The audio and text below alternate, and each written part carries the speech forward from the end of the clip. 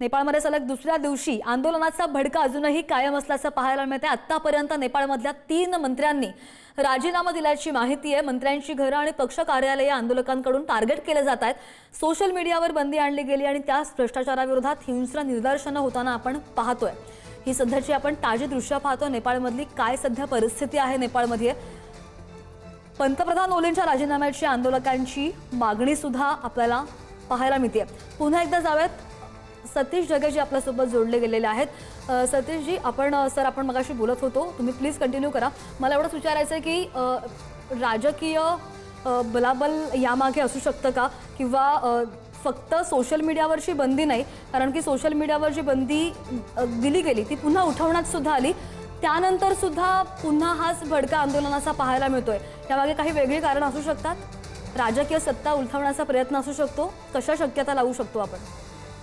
नक्कीच के.पी. शर्मा ओली यांचा जो आहे एक प्रकारे तात्पुरती मलमपट्टी करण्याचा प्रकार या सगळ्या आंदोलनानंतर आपल्याला त्या ठिकाणी दिसतोय। पहिली गोष्ट, काल रात्री त्यांनी कॅबिनेटची मीटिंग घेतली आणि हे आंदोलकांना जे आहे शांत करण्यासाठी त्यांनी पहिला निर्णय घेतला की सोशल मीडियाचा जो बॅन आम्ही त्या ठिकाणी लावला होता तो आम्ही उठवलेला आहे। त्याच्यानंतर पुढचा टप्पा ते त्या ठिकाणी गेले आणि म्हटले की हा सगळा जो हिंसाचार झालेला आहे 15 दिवसामध्ये उच्चस्तरीय समितीच्या माध्यमातून आम्ही त्याची चौकशी करू आणि तो अहवाल त्या ठिकाणी सादर करू। एवढ्याही आंदोलक शांत त्या ठिकाणी होणार नाहीत, तर त्याचा पुढचा टप्पा त्यांच्या मिनिस्ट्रीमधले जे सिनियर मिनिस्टर होते, जे मुख्यतः होम मिनिस्टर, आणि हे आंदोलन आणि त्यातला हिंसाचार हा होम मिनिस्ट्रीशी संबंधित असल्यामुळे तिथले जे कॅबिनेट मिनिस्टर होते होम मिनिस्ट्रीशी संबंधित, त्यांनी त्या ठिकाणी राजीनामा दिला।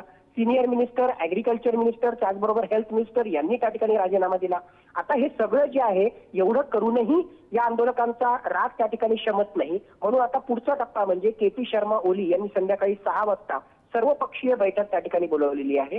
मुळातच या सगळ्या घटनांमधून त्या ठिकाणी स्पष्टपणे दिसतंय की के.पी. शर्मा ओली हे त्या ठिकाणी राजीनामा द्यायला तयार नाही, पण त्यांना राजीनामा देण्याशिवाय दुसरा काही पर्याय राहणार नाही। ज्या प्रकारचा दबाव, ज्या प्रकारचं सगळं हे आंदोलन त्या ठिकाणी त्याच्यात सुरू आहे, हा झाला एक भाग। दुसरा भाग, खऱ्या अर्थानं याच्या मागचं कारण जे आहे हे फक्त सोशल मीडिया बॅन जे आहे तात्कालिक कारण आहे। खरं कारण ही राजकीय व्यवस्था जी आहे, यामध्ये के.पी. शर्मा ओली ही त्यांची फक्त एक पॉलिटिकल पार्टी आहे, नेपाळची कम्युनिस्ट पार्टी, पण बाकी सुद्धा जे राजकीय पक्ष आहेत ते मागच्या ऑलमोस्ट 15 वर्षामध्ये सबसेल फेल ठरलेले आहेत। तिथल्या जनतेला जे आहे राजकीय स्थिरता देण्यासाठी, तिथल्या जनतेला जे आहे रोजगार देण्यासाठी, महागाई काबूमध्ये ठेवण्यासाठी, आणि एवढं काय म्हणजे हे तर त्यांना करताच आलं नाही। ऑन द कॉन्ट्ररी नवनवीन अशा प्रकारचे जे आहे भ्रष्टाचाराचे विक्रम तिथल्या सरकाराद्वारे त्या ठिकाणी त्याच्यात होत आहे। पोखराचं एअरपोर्टशी रिलेटेड स्कॅम असो, लँड अलॉटमेंटशी रिलेटेड त्या ठिकाणी स्कॅम असो, तर या सगळ्या गोष्टी ज्यावेळेस एका बाजूला होत आहेत आणि दुसऱ्या बाजूला या मंत्र्यांची मुलं बाहेरच्या देशामध्ये जे आहेत ऐशोआरामाचं जीवन त्या ठिकाणी जगतात, अशा प्रकारचे रील,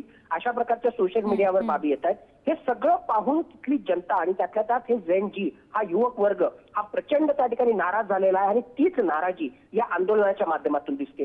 वेगवेगळ्या प्रकारचे फॅक्शन्स, वेगवेगळ्या प्रकारचे ग्रुप आहेत। असा एक ग्रुप आहे जो त्या ठिकाणी पुन्हा एकदा जे आहे हिंदू कॉन्स्टिट्युशनल मोनार्की, थोडक्यात जे आहे हिंदू राष्ट्र बनवण्यासाठी प्रयत्नरत असणारा तिथला एक ग्रुप आहे। असा एक ग्रुप आहे ज्याला फार मोठ्या प्रमाणावर चायनाचा सपोर्ट असणारी अशी नेपालीज कम्युनिस्ट पार्टी आणि त्यांना त्या ठिकाणी इन्फ्लुएन्स आपला ठेवायचा आहे।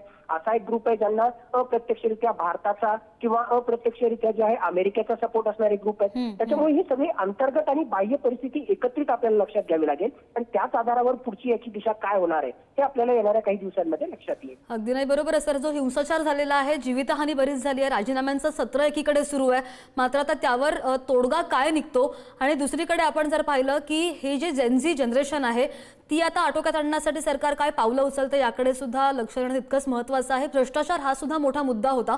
सतीश सर, धन्यवाद, तुम्ही सविस्तर विश्लेषण केलं त्यासाठी।